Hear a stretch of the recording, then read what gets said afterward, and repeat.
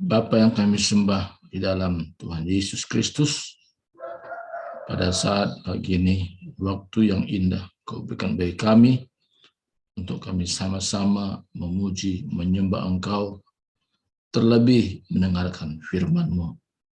Dan kami percaya pengurapan-Mu sudah turun atas kami, yang mendengarkan, baik yang menyampaikan firman-Mu.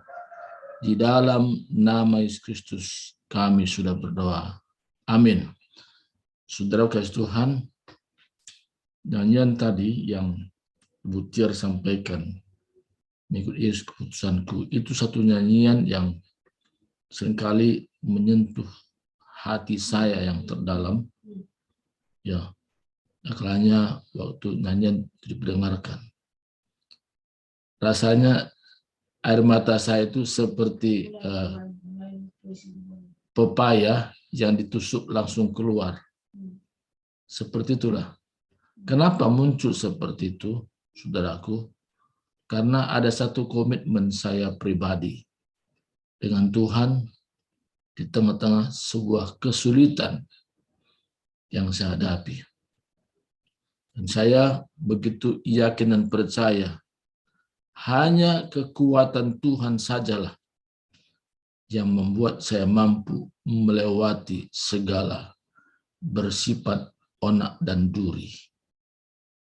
Saudara Tuhan, itu juga menjadi satu kekuatan nyanyian ketika saya kondisi rasanya lemah.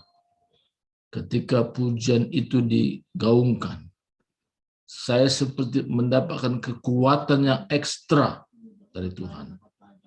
Nah, hari ini kita akan belajar lagi pada firman Tuhan. Kalau kemarin kita belajar bagaimana satu kehidupan yang baru. Ada 5 hal yang harus dimatikan, ada 5 hal yang harus dibuang, ada 5 hal yang harus dipakai. Nah, karena kalau enggak dimatikan yang patut dimatikan, kalau tidak dibuang yang patut dibuang, kalau tidak dipakai yang patut dipakai, tidak terjadi yang namanya kehidupan baru. Karena itu menjadi salah satu yang patut kita miliki dalam setiap hidup kita.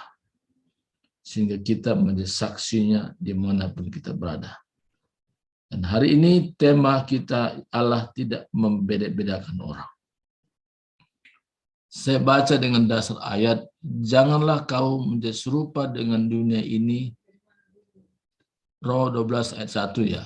Janganlah kau menjadi serupa dengan dunia ini, tetapi berubahlah oleh pembaruan budimu, sehingga kamu dapat membedakan manakah kehendak Allah, apa yang baik, yang berkenan kepada Allah, dan yang sempurna. Saudaraku, ayat ini kalau kita baca sepintas, kadang-kadang kita tidak mengerti kemana arahnya. Tapi kita bawa dalam doa kita dituntun Roh Kudus. Nah, ada 2 sisi kehidupan, yaitu manusia secara jasmani, manusia secara rohani. Kristen secara agamawi, Kristen secara rohani. Nah, di sini Tuhan mau memimpin kita kepada satu kehidupan, bukan sekedar orang Kristen yang biasa-biasa, sekedar nama, bukan itu, tetapi Tuhan mau kita menjadi pengikut Kristus yang orisinil. Kita benar-benar menjadi Kristus yang sejati. Nah, apa arahannya di sini? Janganlah kamu menjadi serupa dengan dunia ini. Hal apa yang terjadi dalam dunia ini?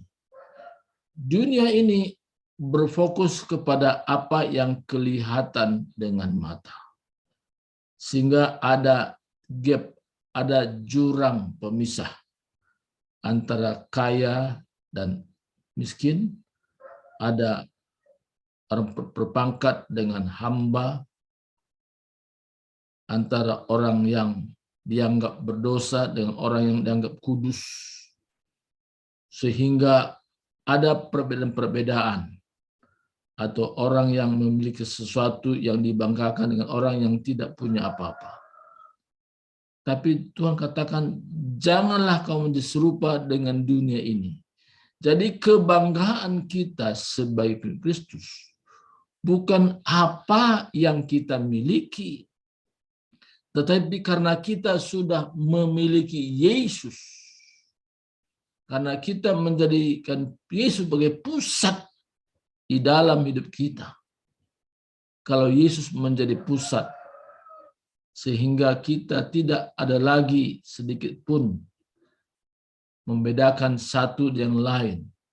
Seperti kemarin dalam Kolose 3, jelas dikatakan ayat 11, dalam hal ini tidak ada lagi orang Yunani atau orang Yahudi, orang bersunat atau orang tak bersunat, orang babar atau orang sakit, budak atau merdeka, tetapi Kristus adalah semua dan di dalam segala sesuatu.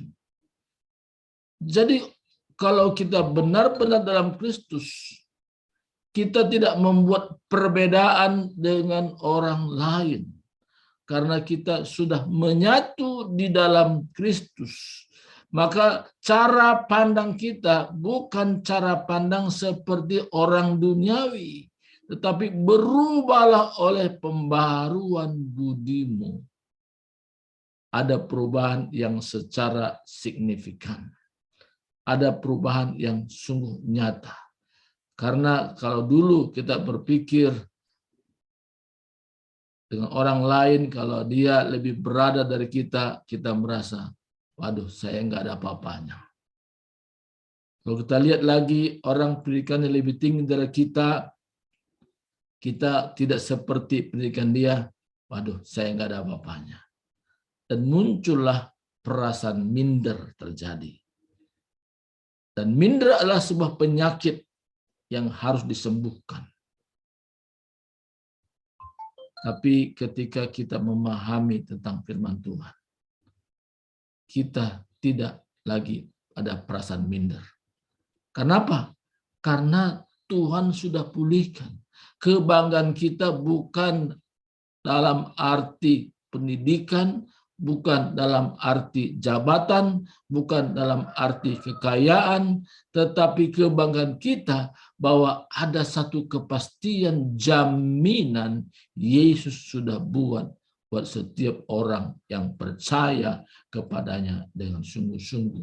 Maka cara pandang kita, cara pandang yang baru, bukan cara pandang yang lama, sehingga kita tidak ada lagi perbedaan satu yang lain, khususnya buat kita yang sudah mengerti rahasia ini, bahwa keselamatan itu adalah buat semua orang.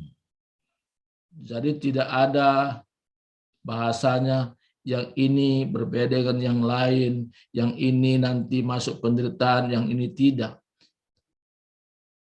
Jelas sekali katakan, siapa yang ada dalam Kristus, dia adalah ciptaan baru. Yang lama sudah berlalu, sesungguhnya yang baru sudah datang. Bukan akan datang, sudah datang.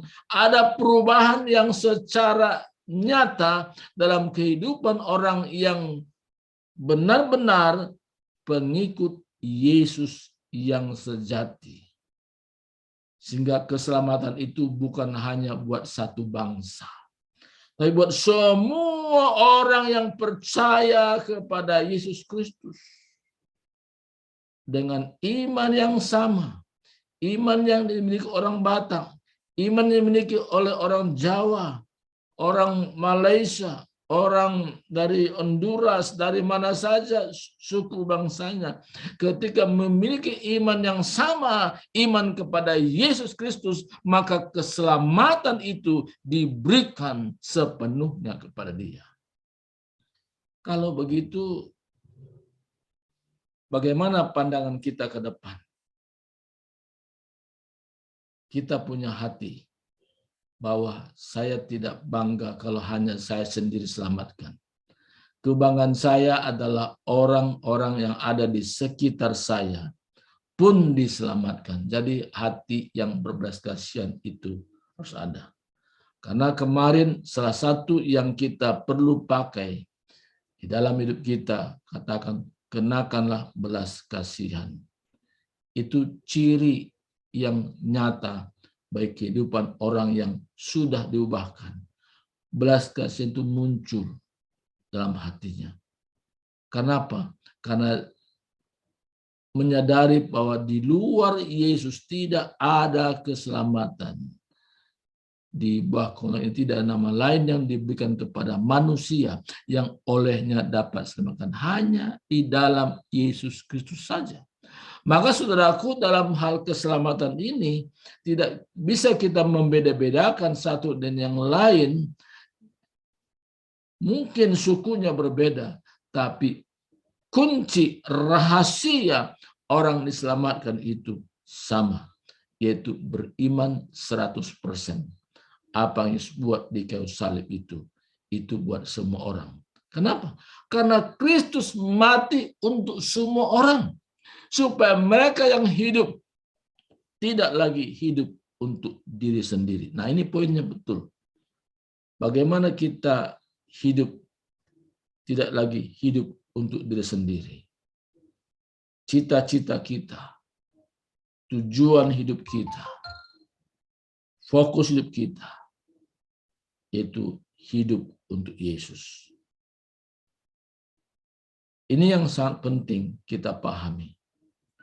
Hidup untuk Yesus ini. Kalau kita memahami bagaimana hidup untuk Yesus, ada satu sukacita yang bertambah lagi dalam hati kita. Ada satu kegairahan yang bertambah dalam diri kita. Ada satu semangat yang luar biasa kita alami. Karena kita tidak berfokus kepada diri kita sendiri. Ada berubah dalam pola pikir kita. Changing our mind. Perubahan itu nyata ketika kita memakaikan 5 hal. Tadi pertama, belas kasihan. Kedua, kemurahan. Ketiga, kerendahan hati. Yang keempat, kelemah lembutan. Dan kelima, kesabaran. Ini harus dipakai. Ketika kita menyadari bahwa sesuatu yang wajib kita pakai dan kita betul-betul konsentrasi untuk itu, maka hidup kita benar-benar tampil beda. Yang berbeda bukan yang di luar, tapi berbeda di dalam sehingga terpancar keluar. Orang bisa menyaksikan perubahan itu yang dimulai dari dalam dan tidak keluar. Ketika keluar, dia menjadi orang yang memiliki karakter Kristus. Apa karakter Kristus itu? Yesus katakan, belajarlah kepadaku karena aku lemah lembut dan rendah hati. Kata rendah hati di sini siap untuk diajar. Siap untuk dibentuk ke arah tujuan Kristus. Siap diperlengkapi menjadi pemenang jiwa yang handal. Siap menjadi saksi Kristus dimanapun dia berada.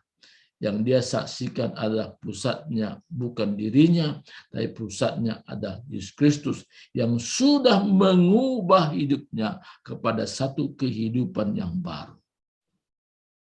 Jadi hidup untuk Kristus, hidup yang memiliki gaya hidupnya adalah aku hidup untuk bersaksi. Bersaksi tentang apa? Bersaksi tentang perubahan nilai yang Tuhan sudah buat di dalam hidupnya. Jadi tidak hanya menceritakan firman, tapi bagaimana firman itu mengubah hidupnya menjadi satu kehidupan yang baru, tampil beda dengan hari-hari sebelumnya.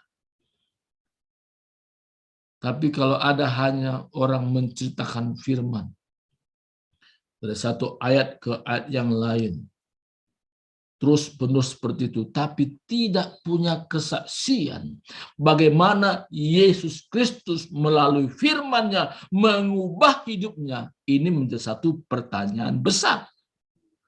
Kenapa kata besar?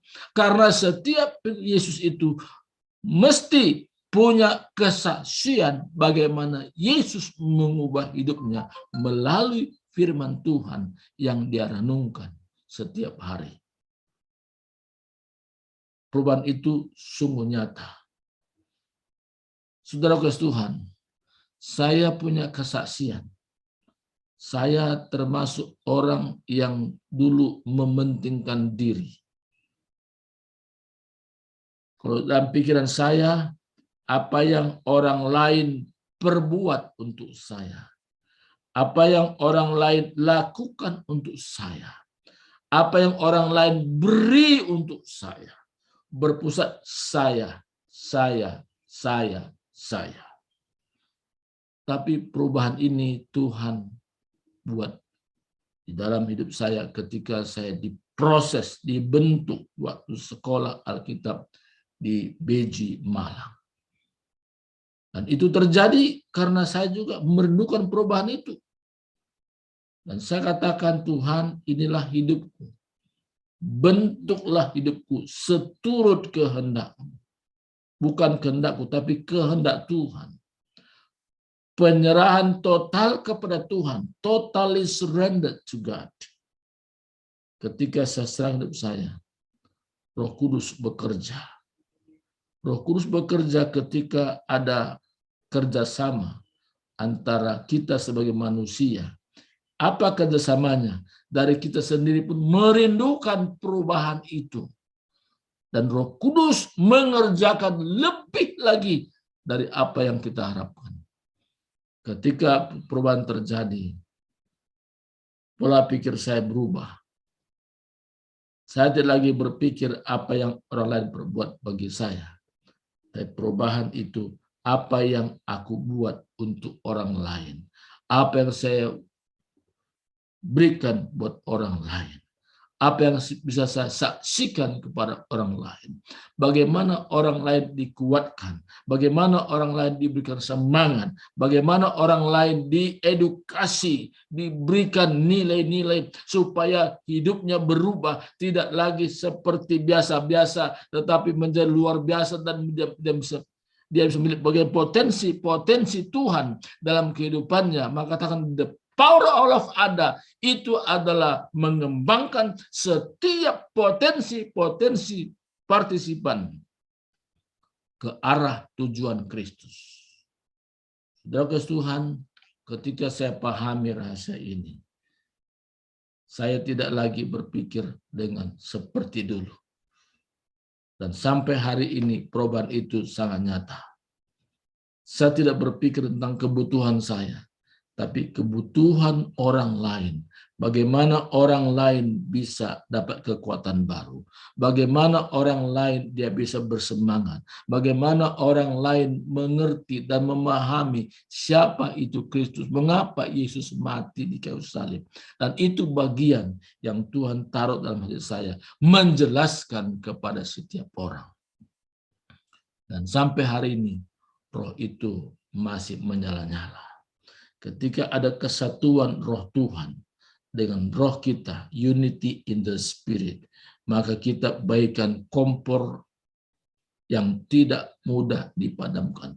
Kompor yang menyala dan makin menyala, sehingga kemanapun kita pergi, kita menjadi orang-orang yang mempengaruhi orang lain. We can be good impact for others. Kita menjadi berdampak bagi orang lain.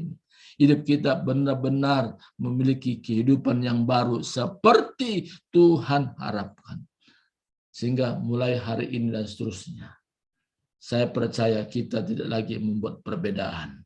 Tidak lagi membuat perbedaan antara kaya dan miskin. Orang yang hamba dan merdeka. Orang berpangkat dengan orang tidak berpangkat. atau satu suku satu yang lain. Misalnya suku Batak, suku Jawa, tidak lagi membeda-bedakan antara suku, bahkan bangsa. Karena Kristus mati bukan hanya buat satu suku, tapi Kristus telah mati buat semua orang. Supaya apa? Supaya setiap orang yang sudah percaya kepadanya, dia memiliki tujuan hidupnya. Karena Yesus mati dan bangkit, memberikan jaminan kepastian hidup kekal bagi setiap orang. Jadi kalau kita paham rasa ini, kita mulai ada rasa terbeban untuk menjangkau jiwa-jiwa, terutama dari lingkungan di mana kita bisa ketemu orang. Kita mulai mengerahkan diri ke sana. Tuhan, hidup ini adalah sebuah kesempatan. Tapi kesempatan yang saat ini Tuhan berikan, aku mau gunakan secara maksimal supaya minimal dari perkataan saya, dari tindakan saya, karena Kristus sudah hidup dalam hidup saya, sehingga perkataan dan tindakan itu menjadi berkat bagi banyak orang. Saudara Tuhan, inilah firman Tuhan hari ini. Saya tidak panjangkan buat kita, tapi untuk ke depan, dan kita belajar terus bahwa bagi Tuhan tidak ada membedakan suku satu dengan suku yang lain, bangsa satu dengan bangsa yang lain, tapi Yesus mati untuk semua orang, sehingga kita pun setujuan dengan rancangan Tuhan, seirama dengan rancangan Tuhan, seirama dengan visi misi Tuhan. Dan sampai hari ini Tuhan berkati. Mari kita berdoa. Terima kasih Tuhan, hari ini hamba-Mu sudah berhenti menyampaikan kebenaran firman-Mu, tetapi Roh Kudus menjabarkan ke dalam hati kami, sehingga kami memahami lebih rinci lagi maksud dan kehendak Tuhan atas kami. Kalau kami masih hidup sampai hari ini, kami belajar tetap apa yang menjadi misi Tuhan secara pribadi yang Tuhan mau kerjakan pada kami. Lewat potensi-potensi yang ada, Tuhan pakai kami yang saat pagi ini bersama-sama yang sudah mendengarkan firman-Mu Tuhan. Terima kasih Tuhan, dalam nama Kristus kami sudah berdoa dan bersyukur. Haleluya. Amin. Amin. Silakan kembali kepada yang memimpin acara kita. Amin. Terima kasih Pak Surbakti untuk firman Tuhan yang disampaikan. Baik Bapak Ibu, kita akan masuk dalam ruang kesaksian. Silakan jika ada Bapak Ibu yang mau bersaksi sehubungan dengan firman Tuhan yang baru saja kita dengarkan. Oh, silakan Ibu Tiar. Ya Ibu Tiar, silakan Ibu Tiar. Baik, Shalom Bapak Ibu semua, selamat pagi. Pagi ini luar biasa Tuhan bersama dengan kita. Terima kasih buat firman-Nya yang menguatkan kita bahwa Allah tidak pernah membeda-bedakan kita, bahwa Tuhan tidak memandang kita dari suku mana, tinggal di mana. Yang jelas Tuhan mau kita semua memperoleh keselamatan, bisa ketemu muka dengan Yesus nanti. Haleluya. Bapak Ibu, saya bukan keborong ya pagi ini, tapi Roh Kudus dorong saya harus bersaksi ya dari tadi malam. Jadi ceritanya begini, kemarin kami malam minggu kami punya grup alumni SMA ya. Jadi pas malam minggu itu jam-jam 7, salah seorang teman kami, biasalah kita sapaan di situ, selamat malam minggu. Nah, salah seorang teman kami yang tinggal di Medan, tiba-tiba dia kirim foto seseorang, dia bilang begini, adakah yang mengenal ini gitu. Nah, karena kami biasa bercanda ya, konteksnya bercanda, saya bilang gini, saya bilang pertama, bukankah itu mantanmu? Saya bilang. Terus kata dia, oh kamu katanya tega ngomong begitu. Ini katanya orang yang mencuri motor menantu saya. Wah, langsung saya tek gitu ya, merasa bersalah saya. Tapi kan karena kita lagi konteks bercanda memang dengan teman yang lain. Tiba-tiba dia munculkan sebuah foto gitu kan. Terus saya bilang, Oh ya, saya bilang gimana ceritanya? Kami memang tahu menantunya itu tadinya di Medan, dia seorang alat negara, tentara begitu. Kemudian baru pindah per Januari itu ke Dumai gitu ya. Nah, dan kami tahu ya karena kita di grup selalu bicara. Nah, kemudian rupanya kemarin pas malam minggu itu katanya salah seorang teman mantunya ini, mantu laki-laki ini datang ke rumahnya bertandang. Terus dia meminjam motor, dia dengan senang hati ya karena memang teman, dia kasih, dia berikan, oke. Nah kemudian dibawa pulang ke rumahnya yang meminjam ini. Rupanya dari situ temannya ini meminjam lagi motor ini, alasannya ke ATM. Saya pinjam dulu motor kamu, mau ke ATM.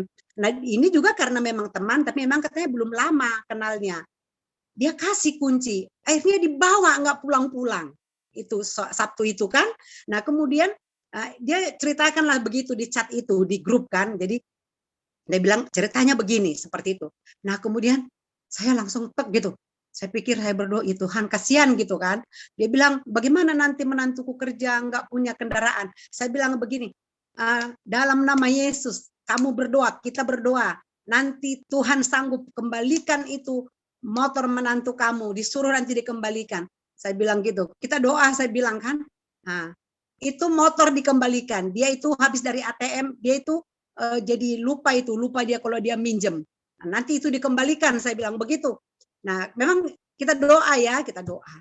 Nah, kemudian dia memang ini orangnya agak bawel dan agak suka jahil gitu ya. Jadi begini, iyalah gitu kan. Saya bilang, kamu doanya harus yakin dong, saya bilang. Bagi Tuhan tidak ada yang mustahil. Kamu nggak mau lihat mujizat. Terus dia bilang begini, iya, saya mau, kata dia. Percaya, Tuhan sanggup melakukan, Tuhan punya 1000 macam cara untuk menolong anak-anaknya. Yang penting kamu percaya, sampaikan kepada menantu kamu. Nah, habis itu kan selesai begitu. Akhirnya kita masuk ke candaan lain. Nah, kemudian kemarin, tadi malam itu jam 9 lebih, hampir setengah 10, saya lagi teleponan tuh, langsung dia bicara di grup. Dia kirim foto motor itu sudah akan dikembalikan. Dia bilang gini, Tiar, panjang. Tiar, terima kasih buat doanya. Motor menantuku sudah kembali. Rupanya itu dibawa kemana, saudaraku? Dari Dumai, Pekanbaru Riau, dibawa pulang kampung ke Tapanuli Selatan, Sibuhuan ya. Nah, jadi karena ada yang memosting di Facebook, akhirnya keluarganya di sana melihat nomor plat itu, plat motor itu, kemudian didatangin. Nah, tapi orang tuanya langsung menelepon, menghubungi nomor itu, dia katakan begini, motornya di sini, saya akan kembalikan. Tapi kalau anak saya nggak usah tanya ceritanya, seperti itu. Wow, itu dahsyat ya, luar biasa. Dia kirim foto itu, dia kirim chat itu ke kami di grup. Akhirnya semua bilang, waduh, saya bilang, aduh puji Tuhan, Tuhan Yesus luar biasa. Dibilangnya thank you, gitulah. Jadi akhirnya yang lain juga pada ngomong. Nah, di situ saya mau katakan apa tadi yang Bapak Surbakti sampaikan. Tuhan itu tidak membeda-bedakan orang. Tidak tidak dihalangi waktu dan tempat. Tapi ketika kita beriman, ketika kita sungguh-sungguh, maka Tuhan sanggup memberikan mujizat. Dan yang lucunya Bapak Ibu, ya, begitu selesai itu kami tadi malam bercanda, udah selesai, kita bilang ya terima kasih ya, dan memang sudah dikirimkan dari sana, udah dikasih nomornya, biaya 600.000 ditanggung dari sana, dikembalikan ke Dumai. Habis itu nggak ada selang 5 menit langsung menelepon seseorang. Dia bilang gini, teman di grup itu juga dibilang gini, sebenarnya saya sudah lama katanya kepengen bertanya sama kamu. Saya bilang bertanya apa? Saya kaget. Dia bilang saya punya masalah, saya punya rumah tangga sudah runyam gitu. Terus masalahnya apa dengan saya? Dia bilang gini, sebenarnya saya sering lihat kamu posting the power of love gitu ya. Ada doa pagi-pagi, tapi saya susah bangun katanya. Nah hari ini juga saya pikir dia ada, rupanya belum bangun ya, belum bisa bangun. Dia tinggal di Siantar. Dia katakan begini, tolong dong saya, doakan saya biar saya sembuh, biar keluarga saya, suami saya bisa dipulihkan. Saya bilang begini, yang bisa menyembuhkan itu hanya Tuhan. Jangan kau kira saya dukun, saya bilang. Tapi ketika kamu mau belajar, kamu mau berubah, kamu datang kepada Tuhan sungguh-sungguh, belajar mulai saat teduh dulu, maka nanti Tuhan akan tolong kamu. Percaya itu, intinya kamu percaya, saya bilang begitu. Dia bilang janji, ya udah katanya nanti saya akan ikut katanya gitu. Nah, jadi yang mau saya sampaikan pada pagi ini seperti itu ya. Tuhan itu ya nggak bisa kita tebak, tidak bisa kita duga.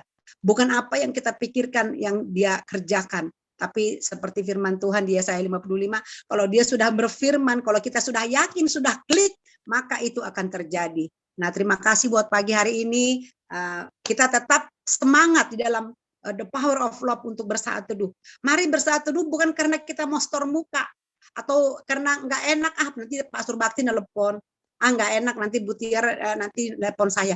Tapi mari nikmati setiap saat teduh, setiap puji-pujian, setiap doa yang kita bawa, yang kita sampaikan, kita nikmati. Dan itu akan menjadi berkat buat kita, bahkan juga bisa memberkati orang lain. Itu dari saya, terima kasih. Tuhan Yesus memberkati. Shalom semuanya. Amin, amin. Terima kasih Bu Tiar untuk kesaksiannya. Baik, saya melihat Ibu Christina Limbong mengangkat tangan. Silahkan Ibu.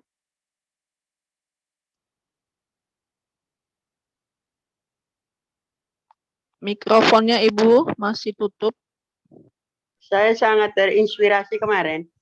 Pak Surbakti bilang, mana buah imanmu kalau tidak pernah bersaksi, katanya. Oh iya, betul. Jadi saya pikir ya kesaksiannya Bu Tiar tadi dahsyat memang ya. Seketika. Jadi di dalam iman kita berdoa senantiasa kepada Tuhan apa yang kita mau. Antara lain ya, saya terus terang aja, saya tidak sombong. Setua ini saya banyak potensi-potensi saya yang dari dulu, karena kita belajar ini bukan hanya firman Tuhan, kita juga sekuler. Sekuler antara lain ahli ini, ahli ini, ahli ini. Lah bagaimana caranya menerapkan ini dalam kehidupan sosial kita? Dari diri kita tidak mampu. Hanya dengan kuasa Roh Kudus kita mampu mensosialisasikan apa keterampilan, keahlian kita itu, dan kita dengan rendah hati mengatakan kepada Tuhan, pakailah saya. Saya ini Tuhan, saya bisa ini Tuhan. Di mana saya terapkan ini? Di mana saya bisa lakukan ini? Karena Tuhan telah membekali saya dengan pengetahuan-pengetahuan, bukan saya pintar. Memang saya kuliah, saya banyak keterampilan yang saya ikuti. Dan inilah yang mendorong saya kadang-kadang karena Injil itu memerdekakan kita. Kita takut, kita malu, kita sungkan. Nanti dikira tadi katanya Bu Tiar tadi bisa juga dikira mau pamer satu store muka. Padahal maksud kita untuk bagaimana supaya kita sekeliling kita boleh diberkati Tuhan melalui apa yang kita punya. Nah, satu waktu satu yayasan di KTIS membutuhkan sekretaris, sekjen. Jadi saya gini, lalu dia janjikan, nanti kau sering diutus nanti ke seluruh Indonesia. Bukan soal itu, saya mampu enggak? Saya mampu enggak jadi sekjen itu? Saya bilang. Terus kebetulan ini Kanwil Sosial yang saya, karena dilihat saya sering mimpin paduan suara. Ya saya mampu kalau saya terus terang aja, saya sudah lama memberdayakan Roh Kudus itu dalam hidup saya.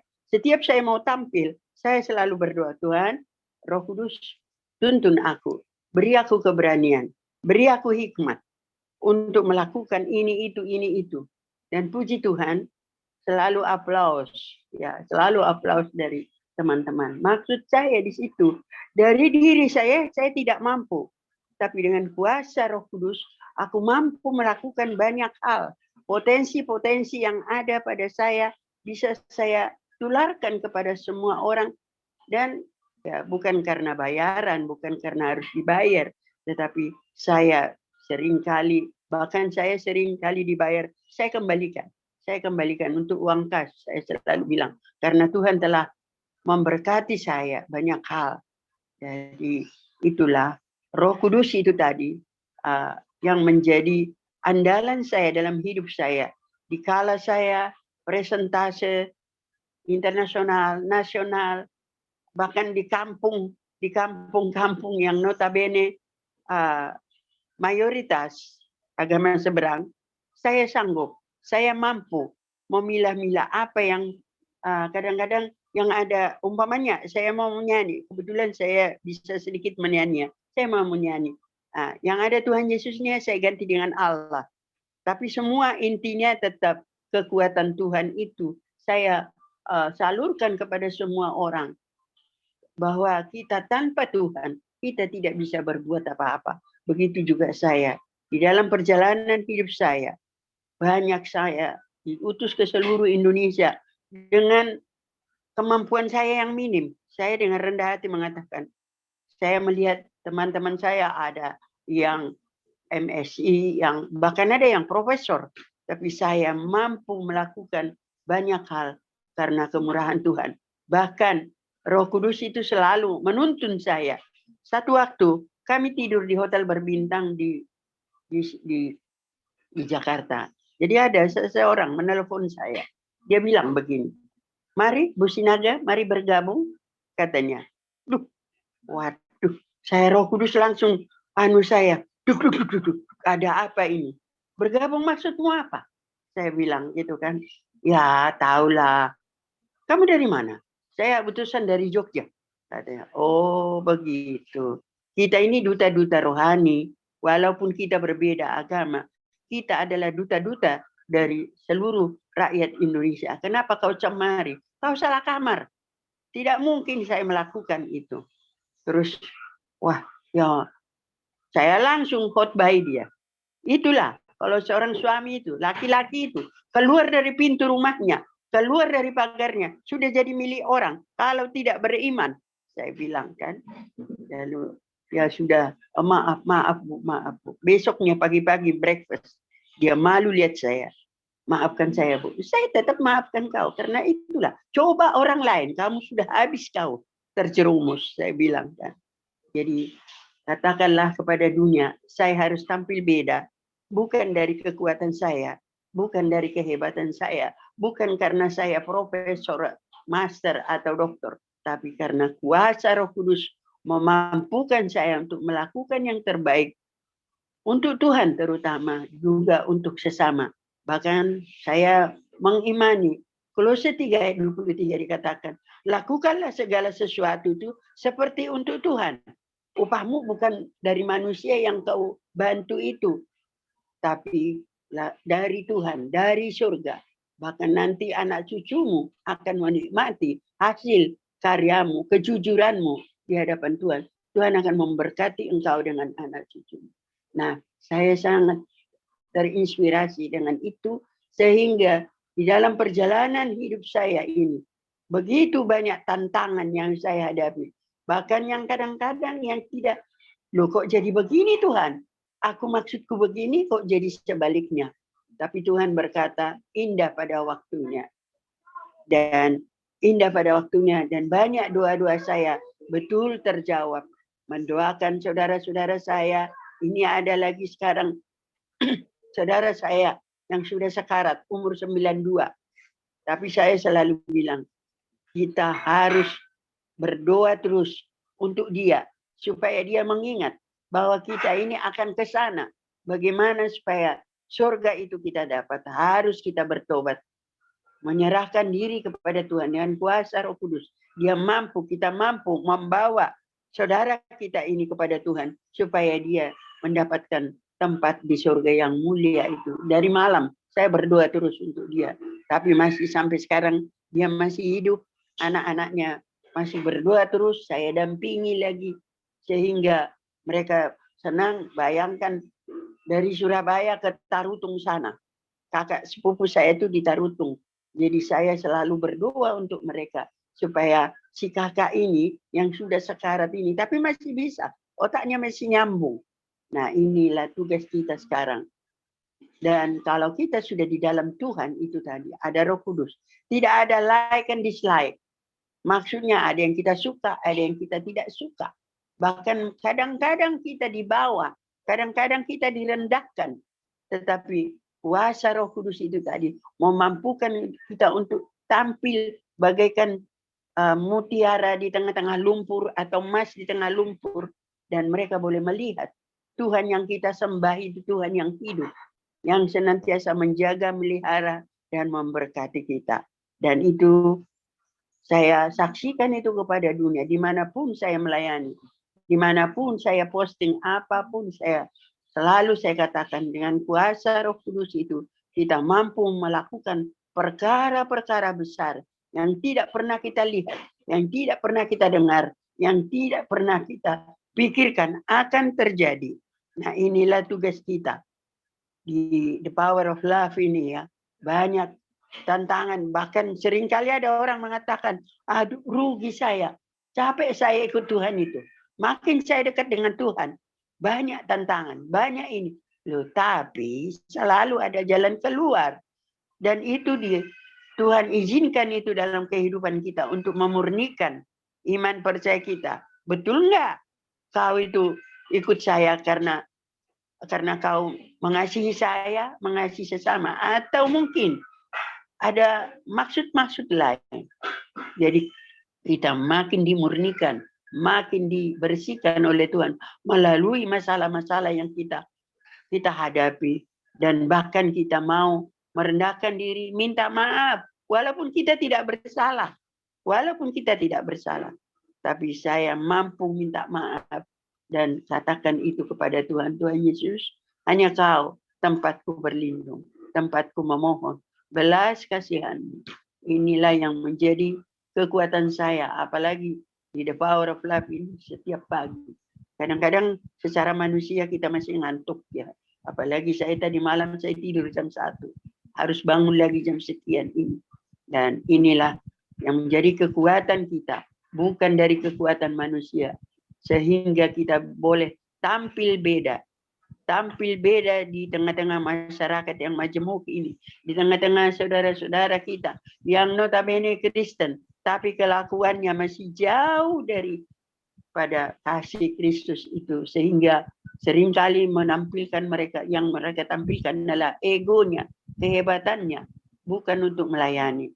Puji Tuhan, pada pagi hari ini saya sangat diberkati oleh firman yang ditabur oleh Bapak Surbakti, sehingga biarlah Pak Surbakti boleh lebih lagi diberkati, boleh lagi dijawab doa-doanya, terutama untuk saudara kita Ibu Agnes segera sembuh normal kembali. Kita sama-sama berdoa untuk beliau supaya bisa lebih segar lagi. Saya kemarin lihat Ibu Agnes sudah begitu segar, puji Tuhan. Untuk seterusnya biarlah kuasa Tuhan dengan kuasa Roh Kudusnya memampukan Agnes segar. Amin. Demikian firman Tuhan. Demikian. Amin. Amin. Amin.